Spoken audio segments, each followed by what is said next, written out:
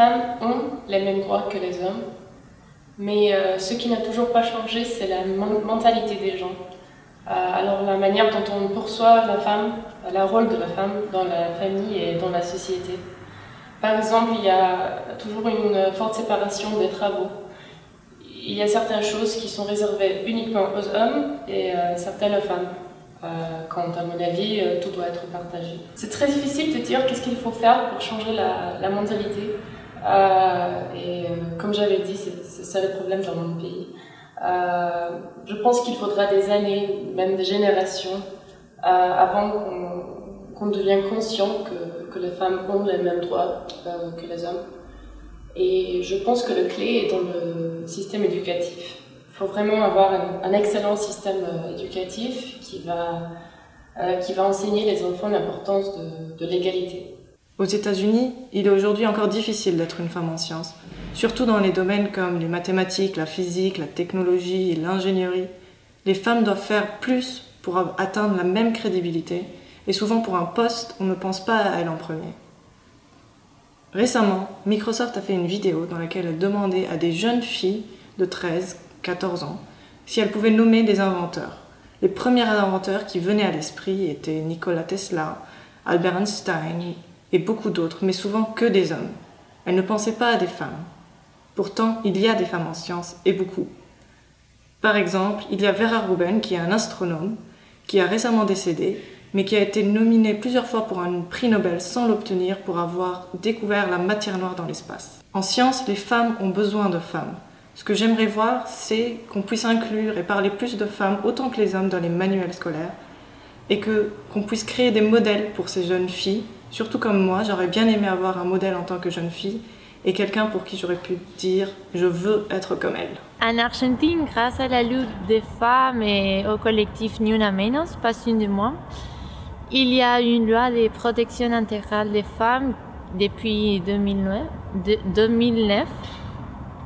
Et il y a aussi des lignes téléphoniques et bureaux spécialisés pour orienter aux femmes victimes des violences faites aux femmes. Il y a aussi, il vient de sortir une loi qui pénalise l'harcèlement de rue. Parce qu'en Argentine, c'est presque impossible de sortir dans la rue sans être sifflé, harcelé. Mais tout ça, c'est pas suffisant parce qu'il y a une culture très violente et une culture de la violation très incarnée. En Argentine, il y a un féminicide toutes les 30 heures. Et j'espère qu'on comprend que les femmes sont des êtres humains avec droit à vivre. Et j'espère aussi que le gouvernement et l'Église comprennent que notre corps nous appartient et que l'avortement soit légal en Amérique latine et au monde entier. L'avortement sélectif des fœtus féminins est très courant en Arménie. Vu les difficultés économiques, si les familles décident d'avoir un enfant, l'enfant préféré est un garçon et pas une fille. Donc aujourd'hui, Arménie est dans la liste des pays qui risquent d'avoir une crise démographique à cause de l'avortement sélectif en fonction du sexe. Les femmes sont beaucoup plus diplômées que les hommes. Elles participent aux élections beaucoup plus que les hommes et pourtant, le nombre de femmes représentées dans le pouvoir politique et public est très peu. De plus, les rares femmes politiques ne sont pas sensibles aux questions de la parité ou du genre. Si tu es une femme qui pense à sa carrière, à sa vie professionnelle ou créative, plutôt qu'aux enfants ou à la famille, tu n'es pas une vraie femme, tu es une mauvaise femme. Il faut agir aujourd'hui. Il est essentiel de développer une sensibilisation systématique auprès des Arméniens et les Arméniennes par nos projets, par nos actions et à la vie au quotidien. En Russie, les femmes, elles ont normalement tous les droits que les hommes ont. Je peux conduire la voiture, je peux voter, je peux choisir n'importe quel métier. Je peux aller à l'université sans demander à aucune personne. Je peux ouvrir un compte dans une banque. Je peux garder mon homme quand je suis mariée. Aussi, je peux avorter sans demander à aucune personne. Je peux aussi divorcer mon mari si je veux. Ce que j'aimerais changer, c'est la confiance des femmes en soi. Et quand tu n'es pas mariée et tu n'as pas des enfants, quand tu as plus de 25 ans, ça peut devenir un peu difficile avec les femmes en Russie. Il n'y a pas de loi pour protéger les couples homosexuels. Heureusement, au Mexique, on a les droits fondamentaux pour toutes les personnes, pour toutes les femmes, c'est-à-dire les droits à l'éducation, les droits à l'information, les droits à ne pas être licencié pendant une grossesse, et on a les droits à un travail digne. Et ça, c'est grâce aux femmes qui se sont battues avant nous. Et on a même à la ville de Mexico les droits à l'interruption volontaire de la grossesse depuis 2007 et depuis 2010. Et le mariage pour tous a été approuvé. Cela représente une avancée fondamentale pour les droits des femmes lesbiennes et trans. Entre 2013 et 2015 au Mexique, on a enregistré plus ou moins 6000 féminicides et on calcule que tous les 4 minutes, une femme est violée au Mexique. On a des droits. Pour l'avenir, je voudrais que les lois s'appliquent simplement. Mais je voudrais aussi, par exemple, que les femmes, la société arrête de définir ou de considérer une femme à partir de sa maternité, si elle est mère ou pas. C'est une décision personnelle, définitivement. Mais aussi, j'aimerais que les femmes la valeur d'une femme soit mesurée à partir de la puissance de son cerveau, de nos cerveaux, de nos intelligences, et pas à partir de nos corps ou de nos mesures corporelles. Les droits des femmes au Brésil sont encore en cours de construction. Par exemple, nous avons une loi qui, à mon avis, c'est une loi très basique, mais c'est la loi Maria da Penha, qui protège les femmes contre les violences, notamment les violences domestiques. Et cette loi, elle a seulement 10 ans, c'est très récent. Nous luttons encore pour l'égalité salariale. Nous luttons aussi pour avoir le droit de faire un avortement si nécessaire. Mais il faut dire que nous luttons encore, et à mon avis c'est très grave, nous luttons encore pour n'être pas harcelés à la rue ou les transports publics. Je pense que nous avons déjà beaucoup de changements au Brésil concernant les droits des femmes. On commence à parler, bien qu'il y a des personnes qui essaient de l'arrêter. Pour le futur, je voudrais que les femmes au Brésil puissent sortir à la rue en sécurité. Je voudrais qu'elle puisse aussi avoir les droits sur son propre corps. Je voudrais qu'elle puisse aimer son corps parce qu'au Brésil, je pense que dans tout le monde, mais au Brésil, c'est très fort une idée de que la femme doit être mince et belle et jeune. Parler des droits de la femme dans mon tendre pays qu'est le Maroc vient à évoquer la place de la femme au Maroc. Ces 20 dernières années, cette place a évolué. La femme marocaine s'est vue reconnaître de nouveaux droits. Parmi ces évolutions, je peux citer la création en 2000 d'un ministère dédié aux femmes, le ministère de la solidarité, de la femme, de la famille et du développement social. Ce ministère est d'ailleurs présidé par une femme politique marocaine. L'âge du mariage pour une femme marocaine a été repoussé à 18 ans, comme pour les garçons. Et elle peut dorénavant également demander le divorce à son mari. Il existe encore des choses à accomplir. Une femme vivant dans un milieu rural ne bénéficiera pas des mêmes opportunités et des mêmes chances qu'une femme vivant dans un milieu urbain. Actuellement, je pense qu'au Portugal, en général, les femmes ont le même droit que les hommes. La facilité de l'accès à l'éducation, aux services de santé et de la fonction publique est similaire pour les deux, ainsi comme la liberté de choisir la profession et le droit et devoir civil et social. Il subsiste encore une certaine discrimination dans certains domaines, encore maîtrisée par les hommes. Il y a aussi plusieurs femmes reconnues par sa compétence professionnelle et avec des postes de direction et de responsabilité. Néanmoins, il y a encore une différence notable. Une disproportion flagrante parmi les chiffres des hommes et des femmes. Je voudrais vivre dans un pays où les femmes ne se sentent pas obligées de prouver qu'elles sont aussi capables que les hommes d'accomplir les fonctions qui leur sont attribuées, où la possibilité de la maternité ne faut pas considérer a priori comme un critère d'exclusion pour les postes de travail, où il n'existe plus de violence domestique et ni de harcèlement sexuel, où la femme puisse exprimer sa sexualité sans être objectivée comme un objet sexuel.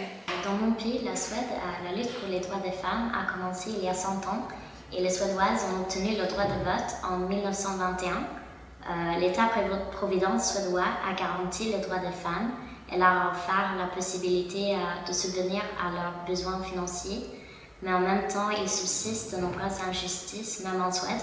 Donc même si je suis contente de pouvoir, en tant que femme en Suède, concilier la vie familiale et professionnelle, c'est vrai que la femme est confrontée à des exigences élevées. Les femmes continuent à assumer en grande partie la responsabilité pour les tâches ménagères et les inégalités de salaire entre les hommes et les femmes persistent. Et dans la sphère privée, la violence contre les femmes est un problème qui n'a pas encore été résolu. Pourtant, je pense que la situation va continuer à s'améliorer. On voit surtout que les jeunes sont de plus en plus conscients des questions féministes. En Suisse, on a eu le droit de vote pour les femmes au niveau national en 1971. Donc c'est déjà très tard par comparaison. Mais pire en fait, dans une petite région qui s'appelle Appenzell-Rhodes intérieur, eux ont eu le droit de vote uniquement masculin jusqu'en 1991. Et à ce moment-là, en fait, c'est le tribunal fédéral qui les a forcés à adopter le droit de vote pour les femmes également. La Suisse est le seul pays européen à ne pas avoir de congé paternité, ni de congé parental d'ailleurs, ce qui fait que concrètement, quand un couple a un enfant, la seule personne qui peut s'occuper de l'enfant, c'est la femme.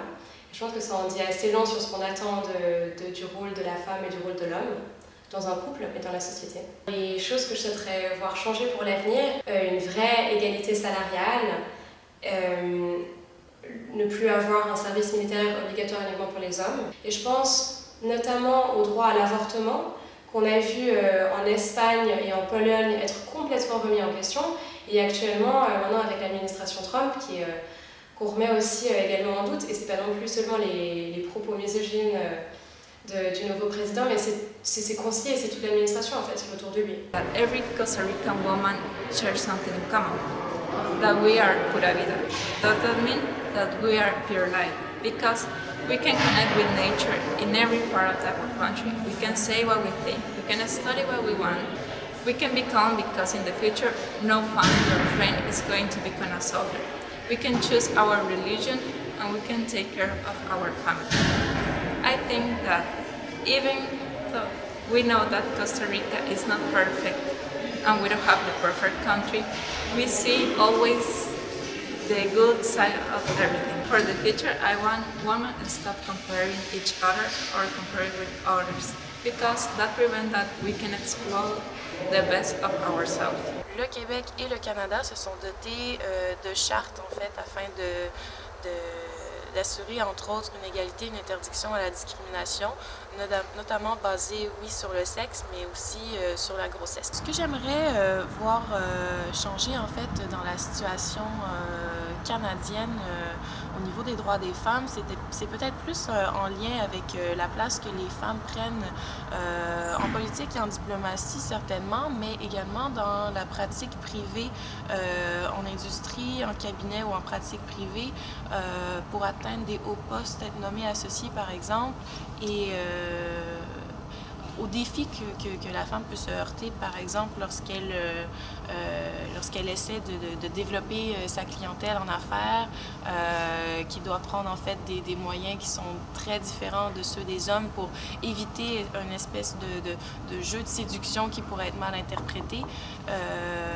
et également pour essayer de percer une espèce de boys club au pouvoir qui est là depuis plusieurs années, et également pour une conciliation travail-famille qui peut également être difficile à concilier. Je viens du Liban et je pense que la femme, elle est respectée entre les gens dans la société, sauf que ça ne protège pas les femmes qui sont en situation difficile. Le fait que la religion elle soit très mêlée avec l'État, ça fait qu'il y a plein de questions qu'on ne peut pas dépasser jusque-là, comme l'avortement par exemple.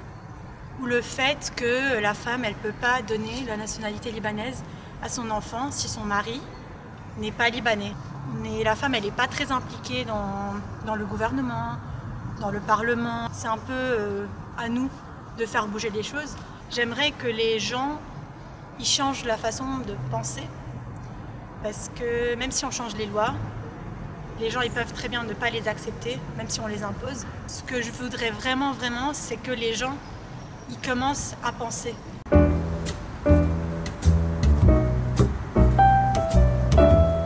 L'aspect que j'aime le plus du fait d'être une femme, c'est notre capacité à communiquer et à partager avec d'autres femmes. Je pense qu'on partage une très grande palette d'émotions, ce qui nous permet en fait de créer un type de confiance qui est spécial. Ce que j'aime le plus, ça tient en fait à la différence, je pense, physique et biologique qu'on a vraiment avec l'homme. Puis c'est un commentaire que mon père avait fait, je pense, dans une discussion il y a quelques années, à quel point il était envieux de ma mère durant les 9 mois de sa grossesse qu'elle a eu avec moi et puis avec mon frère. Une espèce de connexion, de relation durant la maternité qui était réservée à elle et à l'enfant, et que mon père n'avait pas eu la chance de connaître et d'expérimenter. Je pense que le fait d'être une femme, biologiquement, avoir le potentiel de donner naissance, je pense que c'est quelque chose qui est quand même assez extraordinaire, qu'il ne faut pas oublier. Et pour reprendre ça, il faut que je sache qu'est-ce que je serais si j'aurais été un homme. Et je ne m'imagine pas comme un homme, je suis une femme et c'est mon histoire. I like to be a woman because we are respected. We are unique and we can do whatever we want.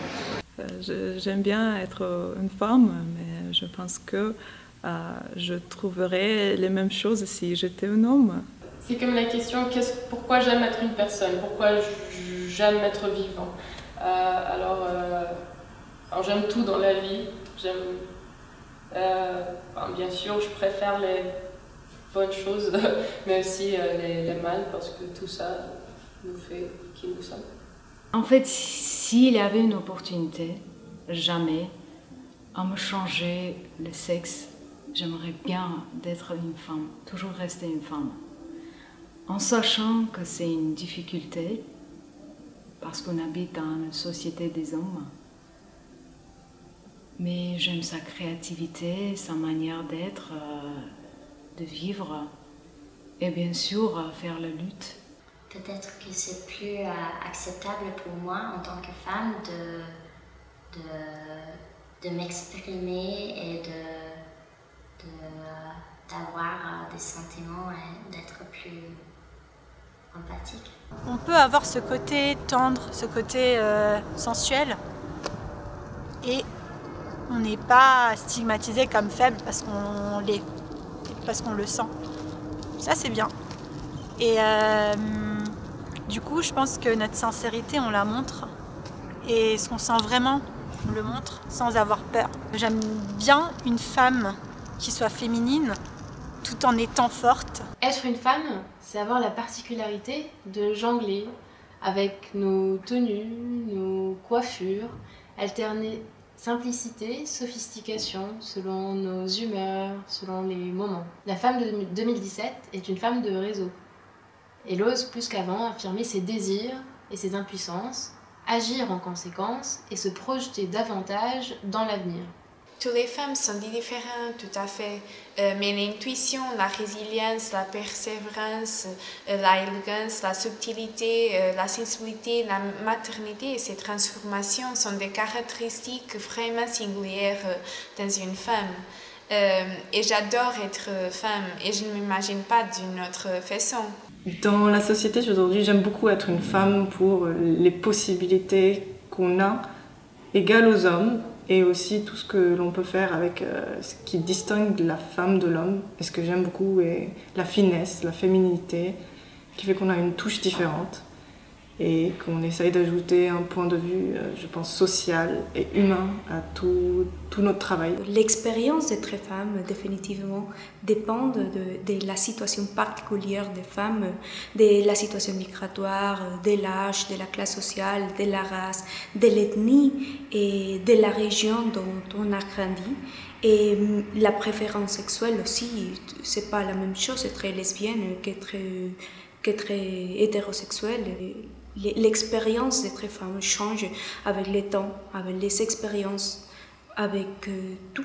C'est une identité en mouvement. J'aime beaucoup construire mon rôle de femme, être une femme, étudier les femmes. Je pense que nous avons un rôle très important dans la société, comme des professionnels, comme mère, comme fille, et c'est tout.